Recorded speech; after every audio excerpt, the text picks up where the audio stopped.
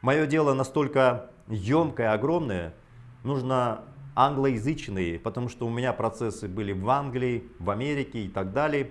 Поэтому нужно, чтобы адвокаты читали на английском языке, сдали международное право, не только местное.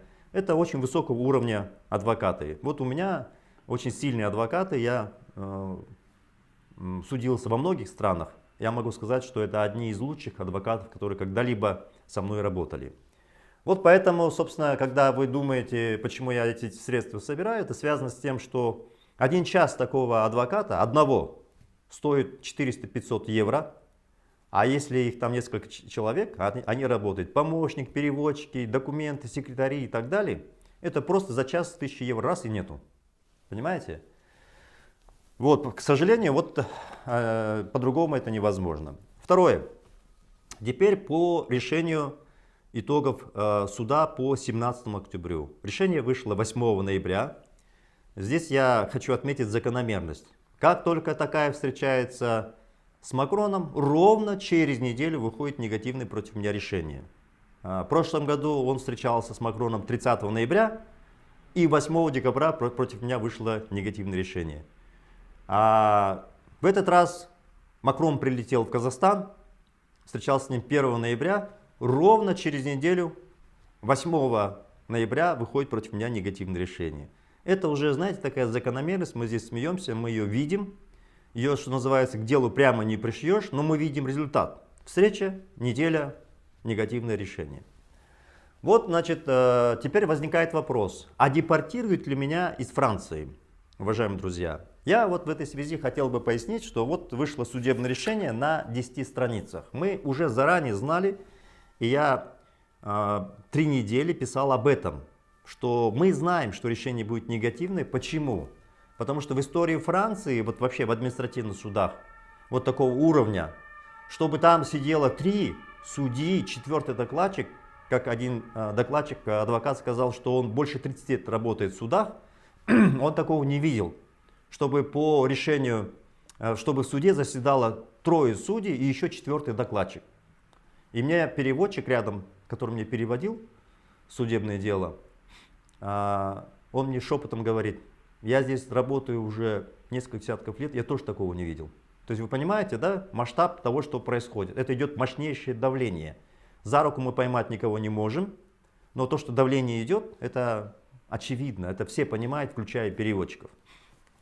Но тем не менее, я здесь слышу комментарии, что ну как, это же западная демократия, вы же его продвигаете, как же так? Я неоднократно говорил, что судебная система Европы, Запада, она очень сильная. Конвейерные, однотипные дела, они рассматривают достаточно хорошо и правильно.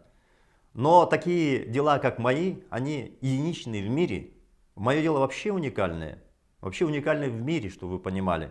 Потому что на основе моего преследования в Конституцию Франции была внесена конституционная поправка.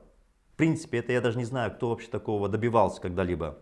То есть был создан прецедент моими юристами, в Конституцию Франции была внесена поправка. Это то же самое, кстати говоря, в английском судопроизводстве, фактически везде. Почему? Потому что меня преследует государство. Только на 2011 год, буквально за 3 года борьбы, в балансе БТА банка было отражено, что затраты юридические прямые были произведены 500 миллионов долларов. Буквально за какие-то там 3 года. Вы понимаете, что на борьбу со мной режим тратит миллиарды долларов. Это понятно почему.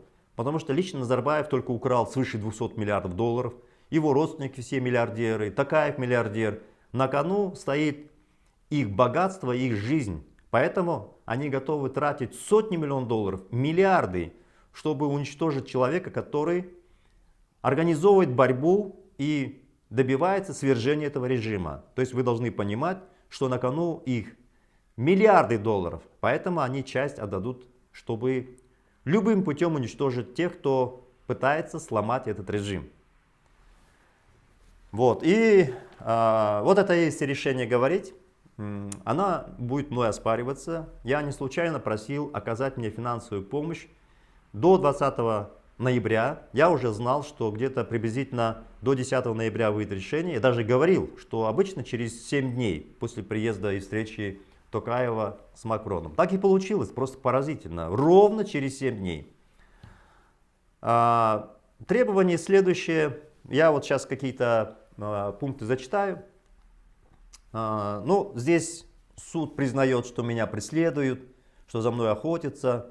Но они при этом говорят, что там в Казахстане бесчеловечные обращения к людям, что мне угрожает опасность. И они прямо говорят, нет, он может уехать только не в Казахстан.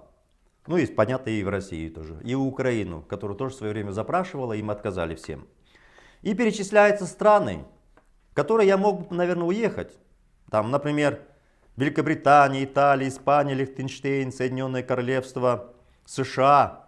Там все эти страны перечисляются, где эти страны отказали мне и другим, кто со мной работал, их семьи, отказали в экстрадиции Казахстана. В принципе, они считают, что я на выбор могу эту любую страну выбрать, и они будут договариваться. Ну, то есть, фактически, понимаете, они не договорились ни с одной страной, еще нужно мое согласие на это, и при этом выносят решение о депортации. Я, конечно же, его буду оспаривать. Я собираюсь до 20 ноября этот же суд подать заявление, чтобы они мне дали согласие на такую апелляцию, которая бы приостанавливала бы это решение. Их решение, там срок 30 дней, она начинает вступать в силу через 30 дней. Я, значит, до 20 ноября подам к ним соответствующее обращение, в котором будет написано, что я подаю апелляцию и считаю, что они должны мне приостановить свое решение. Но французская практика говорит, что они всегда приостанавливают. В моем случае это неизвестно, как будет. Это будет известно в ближайшие 30 дней. Но в любом случае, после 20 ноября, то есть до 8 декабря у меня есть время, когда я подам апелляцию. Но до 20 ноября я должен им написать обращение, чтобы они приостановили свое решение. Вот, и, уважаемые друзья, чтобы вы понимали, в этом решении очень много дырок. Например, они говорят, Аблязов не доказал, что у него, что он проживал 10 лет непрерывно во Франции. Это я и не должен доказывать. Это полиция, которая вынесла приказ. Она обязана была все документы изучить, это по законодательству Франции. А я у них же и зарегистрировался. Они мне каждые полгода выдавали разрешение на проживание дальше. В 2013 году меня задержали, я больше 3 лет сидел в тюрьме. Все эти данные у них есть. Поэтому, когда суд пишет, что я не доказал, что я 10 лет непрерывно жил, а если ты 10 лет непрерывно жил, они тебя не могут депортировать, то получается, я должен был доказывать. Это сразу решение, скажем, дырявое, неаргументированное. Ну и там, например, суд 29 сентября 2020 года вынес решение о предоставлении мне политического убежища, автоматически это вид на жительство сроком на 10 лет.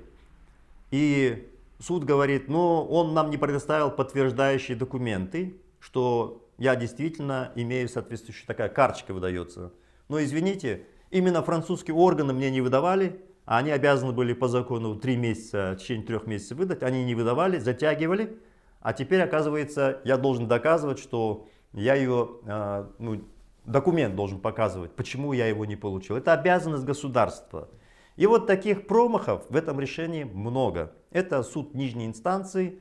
И я могу сказать следующее. Чем выше инстанция, тем меньше возможностей воздействия и влияния правительства на суды. Так было в 2016 году, 9 декабря я выиграл суд против правительства Франции. Но до этого я проиграл все суды нижней инстанции, абсолютно все. Но выиграл на самой верхней инстанции. Поэтому, уважаемые друзья, здесь будет, судя по всему, аналогичная ситуация. Судьи верхней инстанции, они уже в меньшей степени подвергаются давлению или вообще не поддаются давлению, самые высокие инстанции. Поэтому вот судебная система позволяет бороться с такого рода давлением. И я этим воспользуюсь. У меня опыт огромный. Да, меня там где-то выигрывали, но если бы это было бы, скажем, постоянно, я бы здесь бы не жил бы и не мог бы продолжать борьбу. борьбу с режимом. Я понимаю прекрасно их замысел, все их игры, все вижу. И они открыты и публичны, я открыто и публично, поэтому рассказываю об их планах, о своих планах. Здесь нет никакого секрета, здесь, знаете, все на поверхности. Каждая из сторон видит действия противоположной стороны. Никакого секрета в этом нет.